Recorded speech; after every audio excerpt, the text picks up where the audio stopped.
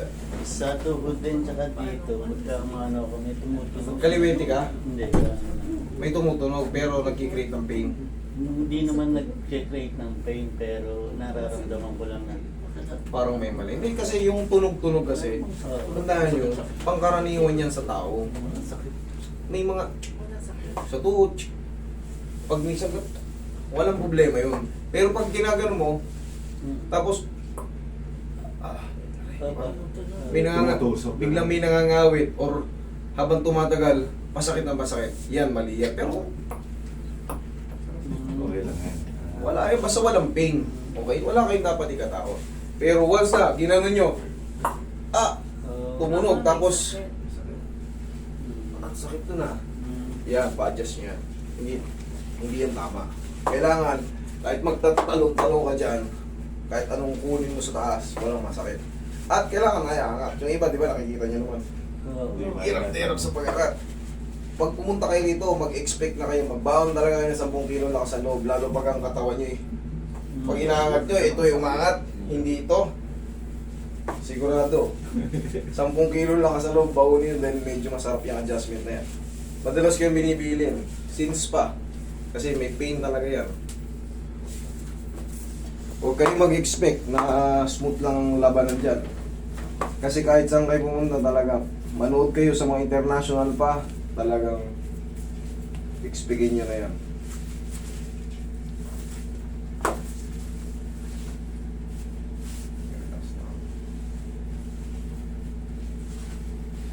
Tayo kasi.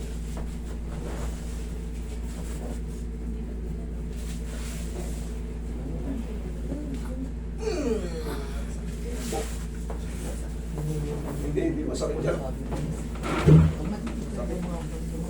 Masakit dyan pagka meron kayong protrude dito. Protrude yung nakabukol yung mga spine, tapos gaganyanin kayo. Masakit yun. Pero pag wala, hindi.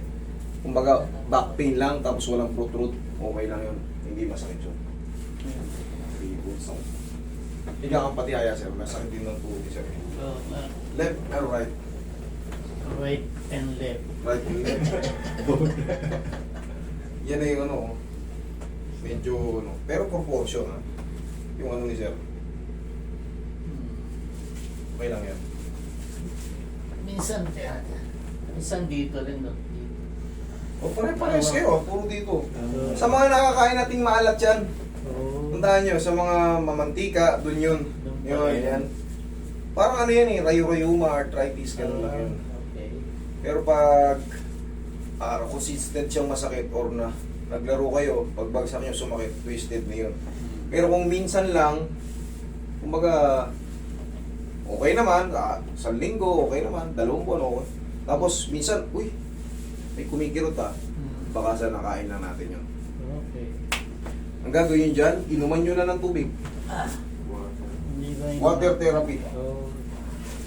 Para tumabang yung mga residue, yung mga pinagkakain natin. Tapos, siyempre, haplos ang pagmamahal ng pao. Yeah. Tagilid ka, sir. Hindi pala katingko, no? Pawin ka lang. Wow. Mahirap i-haplos yung ano na yun, malagkit yun. Huwag mo labanan, sir. Okay. Kabilang side.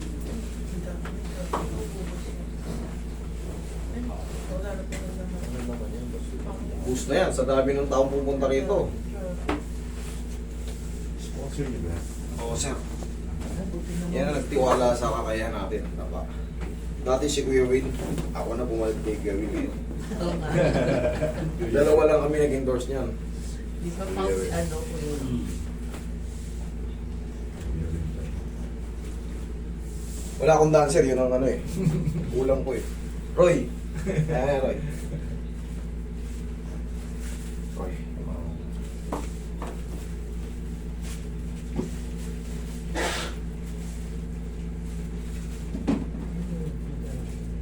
Ano yun?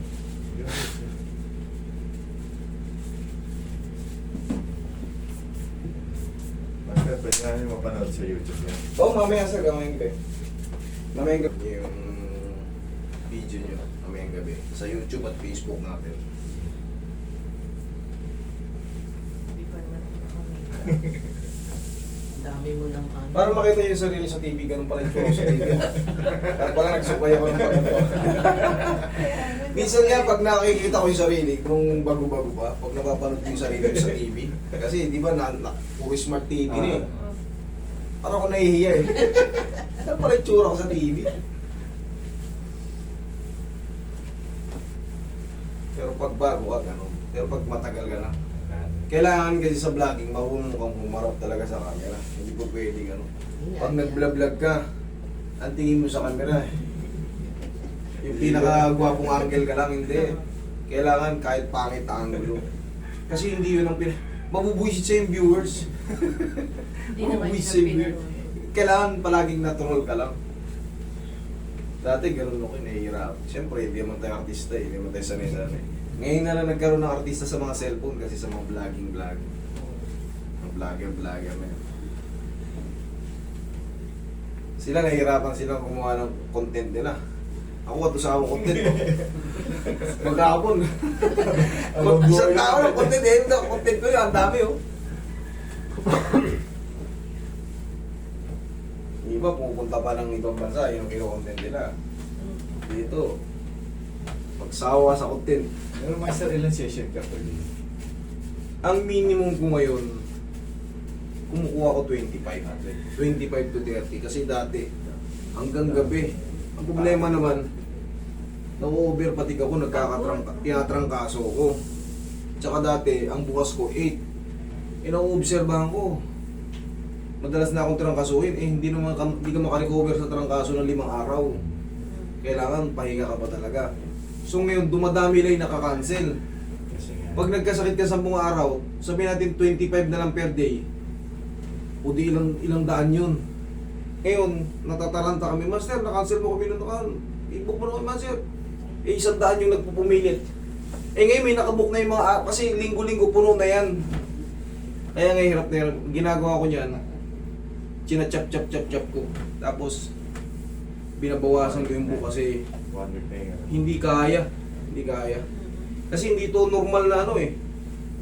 Bulungan lang, okay lang eh.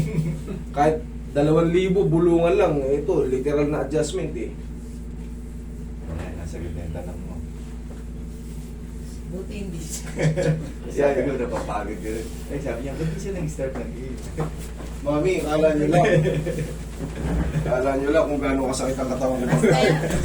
Araw-araw. Hindi kasi Para ako may nagbabarman. Ito yung nagpupot pa ako ng tao.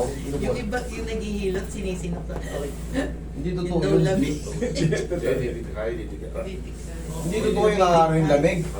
Totoo yung, ang lamig kasi, ang tawag dyan sa muscle spasm. Pero yung marireceive ko yung lamig mo. Hindi ah. Mag-asawa, naghahalikan, di man nare-receive lamig, puro init ka, di ba?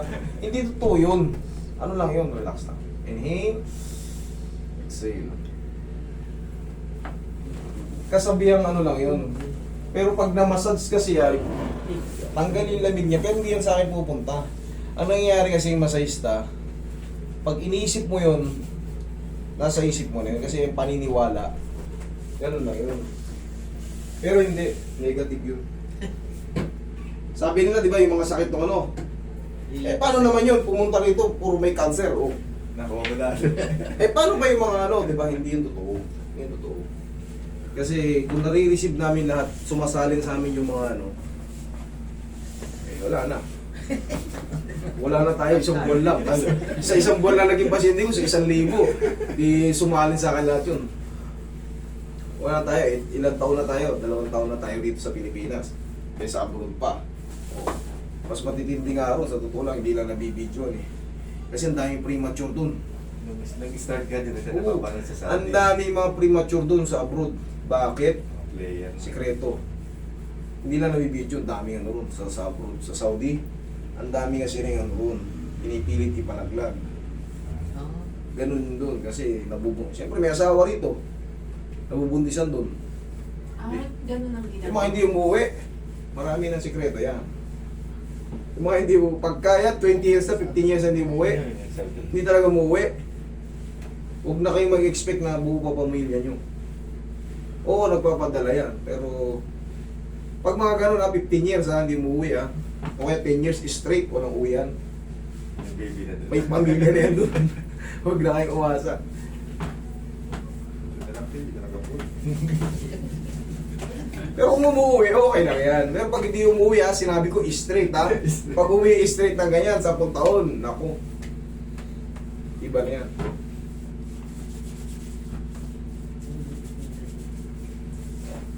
Okay sir, buka sir.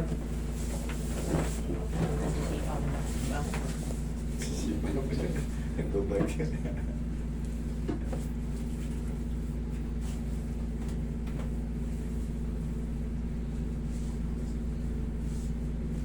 May na-experience ako ron sa Saudi. Pilipina rin eh. Binayaran ko ng langis, totoo, hindi ako nagsisinungaling. May lumabas talaga mga parang malilit na ano. Ewan ko saan galing ah. May lumabas na ano ah. Pero payat na yung tao. Ang kwento niya sa akin, kinukulam daw siya. Pero kanya-kanya kasi paniniwala yan. Hindi ko kayo pinapaniwala. Basta kinuwento ko lang yung na-experience ko. Pumunta sa akin, pinayaran ko ng langis. Parang may lumabas sa mga force niya na hindi libag eh, gumagalaw eh. Parang Bunsecto? maliliit siya eh. Hindi siya libag talaga kasi hindi naman ako, hindi ko naman talaga hinihidid ng todo eh. Ayun.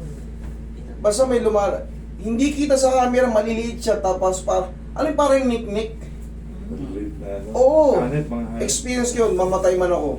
Kumbaga talagang tuyot na tuyot na yung babae. Saudi. Hindi ko lang binidyoan kasi nga bawal lang babae ron at lalaki magkasama. Tapos hihilutin mo pa, bibidyo pa din. Nakulong ako ng maaga. Tsaka syempre, doon kung ano yung ano nyo, kung ano yung visa mo, Yun lang yan. yun ang designated mong trabaho. Extra doon. Hindi ka mo pwede. Kahit teacher ka, o sabihin natin professional ka, teacher ka, nagtututor ka sa bahay, Ah, hindi pa. hindi po pwede yun. Kailangan sa school ka nagtuturo. Hindi ka pwede mag-sideline.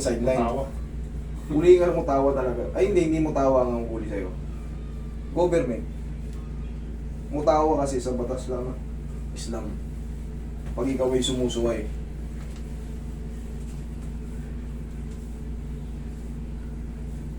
Dinoble ko tong kay sir kasi matigas yung likod ni sir. Ganyan ang tamang pag-applause. Applause lang ng pagmamahal. Hindi kailangan madiin. Hindi, matigas lang. Hindi Hindi ulo. Hindi ulo. Sunod din.